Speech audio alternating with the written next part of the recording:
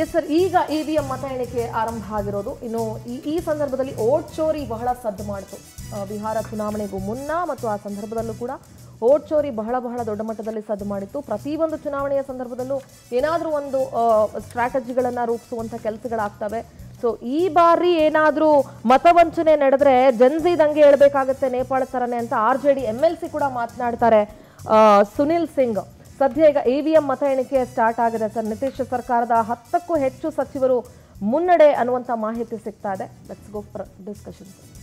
ಅವರು ಮಾಡಿದಂಥ ಆಪಾದನೆ ಏನಿದೆ ಅಲ್ವಾ, ವೋಟ್ ಚೋರಿ, 65 ಲಕ್ಷ ಮತಗಳು ಡಿಲೀಟ್ ಆಗಿದ್ದಾವೆ, 65 ಲಕ್ಷ ಸೆಲೆಕ್ಟೆಡ್ ಮತಗಳು ಡಿಲೀಟ್ ಆಗಿದ್ದಾವಲ್ಲ, ಸೆಲೆಕ್ಟೆಡ್ ಮತಗಳು ಸೆಲೆಕ್ಟೆಡ್ ಪ್ಲೇಸ್ಗಳಲ್ಲಿ ಪ್ಲ್ಯಾಂಡ್ ಡಿಲೀಟ್ ಆಗಿದ್ದಾವೆ ಅಂತ ಏನು ಹೇಳಿದ್ರಲ್ಲ, ಆ ಆಪಾದನೆ ಅದು ಗುರುತರವಾದ ಆಪಾದನೆ. ಐ ಡೋಂಟ್ ಥಿಂಕ್ ಸೊ ಅದು ಇಲ್ಲಿಗೆ ನಿಲ್ಲುತ್ತೆ, ಎಲೆಕ್ಷನ್ ಒಟ್ಟಿಗೆ ನಿಲ್ಲುತ್ತೆ, ಅದು ಸತ್ಯವಾದರೆ ಅದು ಇಲ್ಲೇ ಸ್ಟಾಪ್ ಆಗುತ್ತೆ ಅನ್ನೋದು. ನೀವೇ ಹೇಳಿದ್ರಿ, ಅದು ಒಬ್ಬೊಬ್ಬರ ಸ್ಟೇಟ್ಮೆಂಟ್ಗಳು, ಒಬ್ಬೊಬ್ಬರು ಏನೇನು ಮಾತಾಡ್ತಾ ಇದ್ದಾರೆ. ಎಲೆಕ್ಷನ್ ನಂತರ ಇದನ್ನು ಯಾವ ರೀತಿ ಸ್ವೀಕರಿಸ್ತಾರೆ ಮತ್ತು ಈ ಒಂದು ಹೋರಾಟ ಅಭಿಯಾನ ಯಾವ ರೀತಿ ಯಾವ ಕಡೆ ವಾಲುತ್ತೆ ಅನ್ನೋದನ್ನು ನಾವು ನೋಡಬೇಕು. ನಂಬರ್ 1. ನಂಬರ್ 2, ಈಗಿನ ಟ್ರೆಂಡ್ ನೋಡಿದರೆ ನಾವು ಏನು ಎಕ್ಸಿಟ್ ಪೋಲ್ಗಳ ಬಗ್ಗೆ ಮಾತಾಡ್ತಾ ಇದ್ವಿ ಅಥವಾ ಆಲ್ಮೋಸ್ಟ್ ಎಲ್ಲರೂ ಹೇಳ್ತಾ ಇದ್ದಂಗೆ ಆ ಟ್ರೆಂಡ್ ಇಲ್ಲಿ ಗೋಚರಿಸ್ತಾ ಇದೆ.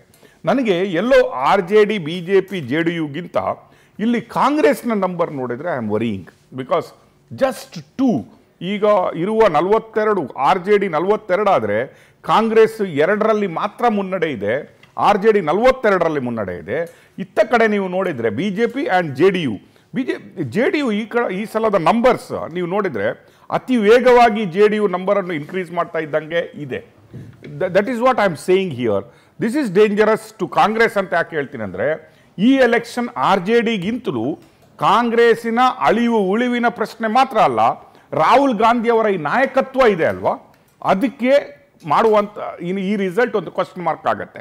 That is what more than ಈ ರಿಸಲ್ಟ್. ನಾವು ಇಂಪ್ಯಾಕ್ಟ್ಗಳ ಬಗ್ಗೆ ಬಿಹಾರ್ ಎಲೆಕ್ಷನ್ ಏನಕ್ಕೆ ಈ ಸಲ ಅಷ್ಟು ಕುತೂಹಲಕಾರಿಯಾಗಿದೆ, ನಾವೆಲ್ಲರೂ ಕೂತ್ಕೊಂಡು ಬಿಹಾರ್ ಎಲೆಕ್ಷನ್ ಅನ್ನು ಯಾಕೆ ವಾಚ್ ಮಾಡ್ತಾ ಇದ್ದೀವಿ, ಅದನ್ನು ಹಲವು ದಿನಗಳಿಂದ ಹಲವು ಮೀಡಿಯಾಗಳು ಏನಕ್ಕೆ ಸ್ಟಡಿ ಮಾಡ್ತಾ ಇದ್ದೀವಿ ಅಂದರೆ, impact on Bihar election this time is more than any ಉಳಿದ ಟೈಮ್ಗಳಿಗಿಂತಲೂ ಈ ಸಲ ಇದು ಹಲವು ಚೆಕ್ಮೇಟ್ಗಳನ್ನು ಹಲವು ರೀತಿಯಲ್ಲಿ ಹಲವರಿಗೆ ಕೊಡಲಿದೆ. ಮೋಸ್ಟ್ ಪ್ರಾಬಬ್ಲಿ ನಾನು ಹೇಳ್ತಾ ಇದ್ದೀನಿ ಕೇಳಿ, ಮೋದಿಯವರಿಗೆ ತನ್ನ ಗೌರ್ಮೆಂಟಿನ ವರ್ಚಸ್ಸು ಮತ್ತು ನಿತೀಶ್ ಅವರನ್ನು ಒಟ್ಟಿಗೆ ಇಟ್ಕೊಳ್ಳಿಕ್ಕೆ ಈ ಎಲೆಕ್ಷನ್ ಒಂದು ಪ್ರಮುಖ ಪಾತ್ರವಾದರೆ, ಬಟ್ ಫಾರ್ ಕಾಂಗ್ರೆಸ್ ಇದು ರಾಹುಲ್ ಗಾಂಧಿಯವರ ನಾಯಕತ್ವದ ಕಡೆಯ ಟೆಸ್ಟ್ ಇದ್ದ ರೀತಿಯಲ್ಲಿದೆ. ನಂಬರ್ 2, ರಾಜ್ಯ ಸರ್ಕಾರದಲ್ಲಿ ಸಿದ್ದರಾಮಯ್ಯನವರ ಬಲ. ಸಪೋಸ್ ಬಿಹಾರಲ್ಲಿ ರಾಹುಲ್ ಗಾಂಧಿಯವರ ನೇತೃತ್ವದ ಸರ್ಕಾರ ಬರಲಿಲ್ಲ ಅಂತ ಹೇಳಿದರೆ, ಇಲ್ಲಿ ಸಿದ್ದರಾಮಯ್ಯನವರ Congress may not take that step, ಆ ಡ್ರಾಸ್ಟಿಕ್ ಸ್ಟೆಪ್ ಅಥವಾ ಡೇರಿಂಗ್ ಸ್ಟೆಪ್ ಏನಿದೆಲ್ಲ ಅದನ್ನು ಕರ್ನಾಟಕದಲ್ಲಿ ತಗೊಳ್ಳೋದು ಸ್ವಲ್ಪ ಕಷ್ಟ ಆಗಬಹುದು ಅನ್ನುವ ಕ್ವಶನ್ಗೆ ಈಗ ಪುಷ್ಟಿ ಸಿಗ್ತಾ ಇರೋದು. ಈಗ 84 ಏನು NDA ಆದರೆ ಇಂಡಿ ಒಕ್ಕೂಟ ಏನಿದ್ರೆ 50ರಲ್ಲಿದೆ. ನಮ್ಮ Prashant Kishor, this is the ಆರಂಭಿಕ ಮತ ಎಣಿಕೆಯಲ್ಲಿ ಕಾಂಗ್ರೆಸ್ಗೆ ಹಿನ್ನಡೆ. ಕೇವಲ 3 ಕ್ಷೇತ್ರಗಳಲ್ಲಿ ಮಾತ್ರ ಲೀಡ್ ಪಡ್ಕೊಂಡಿದೆ ಕಾಂಗ್ರೆಸ್. ಆರಂಭಿಕ ಮತ ಎಣಿಕೆಯಲ್ಲಿ ಕಾಂಗ್ರೆಸ್ ಹಿನ್ನಡೆ. ಬಿಜೆಪಿಯ ಮೈಥಿಲಿ ಠಾಕೂರ್ಗೆ ಭಾರಿ ಮುನ್ನಡೆ. ಇನ್ನು ಈಗ ಆರಂಭ ಆಗಿದೆ. ಇದೆಲ್ಲವೂ ಕೂಡ ಆರಂಭಿಕ ಹಿನ್ನಡೆ ಮುನ್ನಡೆಯ ಬಗ್ಗೆ ನಾವು ಮಾತನಾಡ್ತಾ ಇದೀವಿ. ಆದ್ರೆ ಆರಂಭಿಕ ಮತ ಎಣಿಕೆಯಲ್ಲಿ ಕಾಂಗ್ರೆಸ್ ಹಿನ್ನಡೆಯನ್ನ ಸಾಧಿಸಿಕೊಂಡಿದೆ. ಒಳ್ಳೆಯ ಓಪನಿಂಗ್ಸ್ ಇಲ್ಲ ಕಾಂಗ್ರೆಸ್ಗೆ ಈ ಕ್ಷಣಕ್ಕೆ ಅಂತ ಹೇಳಬಹುದು. ಬಿಜೆಪಿಯ ಮೈಥಿಲಿ ಠಾಕೂರ್ ಭಾರಿ ಮುನ್ನಡೆಯನ್ನ ಆರಂಭದಿಂದಲೂ ಕೂಡ ಕಾತ್ಕೊಂಡಿದ್ದಾರೆ. ಅಂಚೆ ಮತ ಎಣಿಕೆ ಆಗಿರಬಹುದು ಅಥವಾ ಈಗ EVM ಮೆಷಿನ್ ಮತ ಎಣಿಕೆ ಶುರುವಾಗಿದೆ. ಮೈಥಿಲಿ ಠಾಕೂರ್ ಅಲಿನಗರಿಂದ ಸ್ಪರ್ಧಿಸ್ತಾ ಇದ್ದಾರೆ, ಗಾಯಕಿ, ಬಿಜೆಪಿಯಿಂದ ಸ್ಪರ್ಧಿಸ್ತಾ ಇದ್ದಾರೆ. ಅವರು ಭಾರಿ ಮುನ್ನಡೆಯನ್ನ ಪಡ್ಕೊಳ್ತಾ ಇದ್ದಾರೆ. ಮೈಥಿಲಿ ಠಾಕೂರ್ ಅವರ ಅಲಿನಗರ್ ಇದು ಯಾಕೆ ಬಹಳ ಇಂಪಾರ್ಟೆಂಟ್ ಅಂತ ಹೇಳಿದ್ರೆ, ಸುಮಾರು 40%ಗಿಂತ ಹೆಚ್ಚು ಮುಸಲ್ಮಾನರಿರ್ತಕ್ಕಂಥ ಇದಿದು. ಇವತ್ತು ಏನು ಸರ್ವೆಗಳು ತೋರಿಸ್ತಾ ಇದೆ, ಸುಮಾರು 65% ಹೆಣ್ಮಕ್ಳು ಮಹಿಳೆಯರು NDA ಓಟ್ ಹಾಕಿದ್ದಾರೆ ಅಂತ ಹೇಳಿದ್ರೆ, ಅದರಲ್ಲಿ ಈವನ್ ಮುಸಲ್ಮಾನ್ ಮಹಿಳೆಯರು ಸೇರಿದ್ದಾರೆ. ಇಲ್ಲಿದೆ ನೀವು 65% ಕ್ರಾಸ್ ಆಗ್ಲಿಕ್ಕೆ ಸಾಧ್ಯನೇ ಇಲ್ಲ. ಇವನ್ ಮುಸಲ್ಮಾನ್ ಮಹಿಳೆಯರು ಕೂಡ ಇವತ್ತು NDA ಓಟ್ ಹಾಕ್ತಾ ಇದ್ದಾರೆ, ಯಾದವ ಮಹಿಳೆಯರು ಕೂಡ NDA ಓಟ್ ಹಾಕ್ತಿದ್ದಾರೆ. ಒಟ್ಟಾಗಿ ಈ ಹೆಣ್ಣುಮಕ್ಕಳ ಓಟ್ಗಳೇನು ದೊಡ್ಡ ಪ್ರಮಾಣದಲ್ಲಿ ಆಗ್ತಾ ಇದೆ. ಪುರುಷರಿಗಿಂತ ಸುಮಾರು 8% ಜಾಸ್ತಿ ವೋಟಿಂಗ್ ಆಗಿದೆ. ಹೆಣ್ಮಕ್ಳದು ದೊಡ್ಡ ಪ್ರಮಾಣದಲ್ಲಿ ಮಾಡ್ತಾ ಇದ್ದಾರೆ. ಅವರು ಯಾವುದೇ ಕ್ಯಾಸ್ಟ್ ಬೇರಿಯರ್ ಇಲ್ಲದೆ, ಪಾರ್ಟಿ ಬೇರಿಯರ್ ಇಲ್ಲದೆ ಇವತ್ತು NDAಗೆ ಓಟ್ ಹಾಕ್ತಿರ್ತಕ್ಕಂಥದ್ದು ಅದಕ್ಕೆ ಒಂದು ಸಣ್ಣ ನಿದರ್ಶನ ಅಲಿಪುರ್. Okay fine. ನಾನು ಹಿರಿಯ ಪತ್ರಕರ್ತರು ಬಸವರಾಜ್ ಇಟ್ನಾಳ್ ಸರ್ ಇದ್ದಾರೆ, ಅವ್ರ ಹತ್ರ ಒಂದು ಫಸ್ಟ್ ರಿಯಾಕ್ಷನ್ ತಗೊಂಡ್ಬಿಡ್ತೀನಿ. ಸರ್ ನಮಸ್ಕಾರ, ವೆರಿ ಗುಡ್ ಮಾರ್ನಿಂಗ್, ಕಾರ್ಯಕ್ರಮಕ್ಕೆ ಆತ್ಮೀಯ ಸ್ವಾಗತ ನಿಮಗೆ. ನಿಮ್ಮ ಮೊದಲ ಪ್ರತಿಕ್ರಿಯೆ sir on Bihar results election counting. ಸತ್ಯ ಇನ್ನೊಂದು ಗಂಟೆ ಇನ್ನೂ ಬಹುಶಃ 2 ಗಂಟೆವರೆಗೂ ನಾವು ಹೀಗೆ ಅಂತ ಹೇಳೋಕ್ಕಾಗೋದಿಲ್ಲ. But we can discuss based on exit polls. Exit polls ನಮ್ಗೆ ಏನು ಹೇಳ್ತು, ಮತಗಟ್ಟೆ ಸರ್ವೆ ಏನು ಹೇಳ್ತಾ ಇದೆ ಅನ್ನೋದ್ರ ಬಗ್ಗೆ ಮಾತಾಡ್ಬೋದು. ಹಾಗೆ ನಮ್ಮ ಚಂದ್ರಶೇಖರ್ ಹೇಳಿದಾಗೆ ಈ ಚುನಾವಣೆಯಲ್ಲಿ ಮಹಿಳೆಯರು ಮತ್ತು ವಲಸಿಗರು ದೇ ಆರ್ ಕ್ರಿಟಿಕಲ್ ಫ್ಯಾಕ್ಟರ್ಸ್.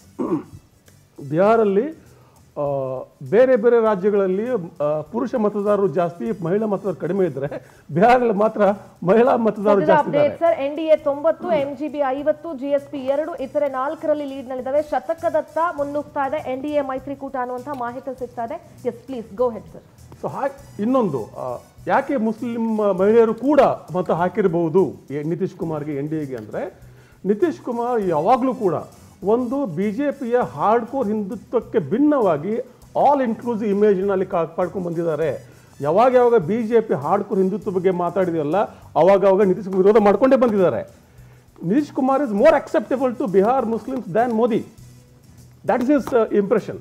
ಹಾಗಿರುವಾಗ ಇದು ಆಗಿರ್ಬೋದು, ಯಾಕಂದ್ರೆ ಇಷ್ಟು ದೊಡ್ಡ ಪ್ರಮಾಣದಲ್ಲಿ ಟರ್ನ್ಔಟ್ ಇರುವಾಗ obviously even all community women must have voted. ಅದ್ರ ಜೊತೆಗೇನೆ ಆ 10,000 ಏನು ಹಾಕಿದ್ರಲ್ಲ ಚುನಾವಣೆ ಪೂರ್ವದಲ್ಲಿ, ಆ ಒಂದು ದೀದಿ ಎಂಥದಿದೆ ಅದು, ಜೀವಿಕಾ ದೀದಿ ಮುಖ್ಯಮಂತ್ರಿ ಮಹಿಳಾ ರೋಜ್ಗಾರ್ ಯೋಜನೆ ಅಡಿಯಲ್ಲಿ ಕಳೆದ 8 ತಿಂಗಳಿಂದ ಒಂದು ಕುಟುಂಬಕ್ಕೆ 10,000 ರೂಪಾಯಿ ಮಹಿಳೆಯರಿಗೆ ಕೊಡ್ತಾ ಇದ್ದಾರೆ. ಲೈಕ್ ಯು ಸೆಡ್ ಇದು ಕಾಂಗ್ರೆಸ್ ಹುಟ್ಟು ಹಾಕಿದಂತಹ ಒಂದು ಯೋಜನೆಗಳು, ಭಾಗ್ಯಗಳು. ಕಾಂಗ್ರೆಸ್ ಇಲ್ಲೆಲ್ಲೋ ಬಂದಾಗ ಮೋದಿ ಸರ್ಕಾರ ಮತ್ತೆ ಎಲ್ಲರೂ ಕೂಡ ಈ ಭಾಗ್ಯಗಳು ದೇಶದ ಇಕನಾಮಿಯನ್ನು, ರಾಜ್ಯದ ಆರ್ಥಿಕತೆಯನ್ನು ತಪ್ಪುದಾರಿಗೆಳಿತವೆ, ನಾವು ಯಾವುದನ್ನು ಫ್ರೀ ಆಫ್ ಕಾಸ್ಟ್ ಕೊಡಲ್ಲ ಅಂತ ಹೇಳ್ತಾ ಇದ್ದವರು ಎಲ್ಲೋ ಕಾಂಗ್ರೆಸ್ನೇ ಸ್ಟ್ರಾಟಜಿಯನ್ನು ಇನ್ನೊಂದು ಕಡೆ ಫಿಲ್ಟರೈಸ್ ಮಾಡಿ, ಅಂದ್ರೆ ಇಟ್ ಈಸ್ ಫಿಲ್ಟರೈಸ್ಡ್. ಯಾಕೆ ಹೇಳ್ತಾ ಇದ್ದೀನಿ ಅಂದ್ರೆ, ನೀವು ಮಹಾರಾಷ್ಟ್ರಕ್ಕೆ ಬಂದಾಗ ಅದನ್ನು ಲಾಡ್ಲಿ ದೀದಿಯಾ ಅಥವಾ ರಕ್ಷಾ ಬಂಧನ್ ಗಿಫ್ಟಾ, ಅದು ಯಾವ ರೀತಿಯಲ್ಲಿ ಮಹಿಳೆಯರಿಗೆ NDA ಸರ್ಕಾರ ಕೊಡ್ತಾ ಹೋಯ್ತು, ಅದೇ ರೀತಿಯಾಗಿ ಈಗ ಕಾಂಗ್ರೆಸ್ನ ಭಾಗ್ಯಗಳ ಫಿಲ್ಟರೈಸ್ಡ್ ವರ್ಷನ್ ಏನಿದೆ, ಮಹಿಳಾ ವೋಟರ್ಸ್ಗಳನ್ನು ಅಟ್ರಾಕ್ಟ್ ಮಾಡ್ಲಿಕ್ಕೋಸ್ಕರ ಬಿಹಾರದಲ್ಲಿ ಈ ಯೋಜನೆಗಳನ್ನು ತರಲಾಯಿತು ಅನ್ನೋದು ಅಟ್ಲೀಸ್ಟ್ ಒಂದು ಆಯಾಮದಲ್ಲಿ ಸರಿ ಅದು. ಯಾಕಂದ್ರೆ ಈ ಥರದ ಒಂದು ಇನ್ಸೆಂಟಿವ್ ಅದಾಗಲಿ ಅಥವಾ ವೆಲ್ಫೇರ್ ಪ್ರೋಗ್ರಾಮ್ಸ್ ಆಗಲಿ ಮಹಿಳೆಯರನ್ನಾಗಲಿ ಬಡ ಕುಟುಂಬಗಳನ್ನಾಗಲಿ ಅಟ್ರಾಕ್ಟ್ ಮಾಡುತ್ತೆ. ಅದ್ರ ಜೊತೆಗೆ ನೀವು ಹೇಳಿದಾಗೆ though it is Congress program, why Congress could not outreach, ಒಂದು ಕಮ್ಯುನಿಕೇಶನ್ ಇರ್ತದಲ್ಲ, ಜನರ ಮಧ್ಯೆ ಹೋಗಿ ಕನ್ವಿನ್ಸ್ ಮಾಡಕ್ಕೆ ಯಾಕಾಗ್ಲಿಲ್ಲ? ಅದನ್ನೇ ನಾನು ಚುನಾವಣೆ ಅಂದ್ರೆ ಯಾವಾಗಲೂ ಕೂಡ ಶೆಟ್ರೆ, ಚುನಾವಣೆ ಅರ್ಥನೇ ಪರ್ಯಾಯ. ಚುನಾವಣೆ ನಡೆಯೋದೇ ಪರ್ಯಾಯ. ಸಿಂಪಲ್ ಕ್ವಶನ್ ನಂದು, Congress is very successfully implemented even though ನಮ್ಮ ಆರ್ಥಿಕತೆ ಯಾವ ರೀತಿಯಲ್ಲಿ ರಾಜ್ಯ ಸರ್ಕಾರ ಹೋಗಿದೆ ಅಂತ ನಮಗೆ ಗೊತ್ತಿದೆ.